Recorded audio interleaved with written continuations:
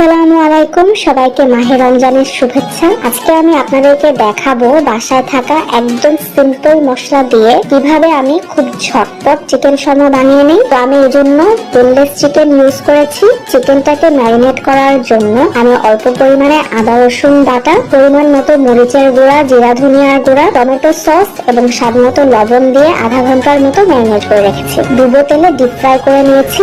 আমরা জেনারেলি বাসায় যেভাবে চিকেন ফ্রাই করে থাকি, এই শর্মার চিকেনটাকে আমি ঠিক সেভাবে ফ্রাই করে নিয়েছি। এখন শর্মার রুটির জন্য আমি চুলায় নান রুটি বানিয়ে নিয়েছি। এখন একটা বাটিতে আমি মায়োনিজ নিয়ে এর মধ্যে সামান্য পরিমাণে মাস্টার্ড সস দিয়ে দিলাম, টমেটো সস, পরিমাণ মতো চিনি এবং গুঁড়া দুধ দিয়ে মায়োনিজটাকে খুব ভালো মতো মিক্স করে নিলাম। এখন শর্মার রুটিটার উপরে মায়োনিজটাকে খুব ভালো মতো স্প্রেড করে দিয়ে এর উপরে গাজর কুচি দিয়ে দিচ্ছি। আমার বাসায় শসা ছিল না, তাই আমি শসা ছাড়াই গাজর কুচি দিয়ে আজকে শর্মাটা বানিয়ে নিয়েছি। এর উপরে যে চিকেনটা আমি ভেজে রেখেছিলাম সেটা ছোট ছোট পিস করে দিয়ে দিয়েছি। এখন রুটিটাকে ভালো মতো ফোল্ড করে নিলে হয়ে গেল খুব ইজি ওয়েতে ঝটপট চিকেন শর্মা। আপনারা ইচ্ছা করলে এভাবে বাসায় বানিয়ে দেখতে পারেন। আর আমার রেসিপিটা যদি আপনাদের ভালো লেগে থাকে তাহলে অবশ্যই আমার পেজটাকে ফলো করে পাশে থাকবেন।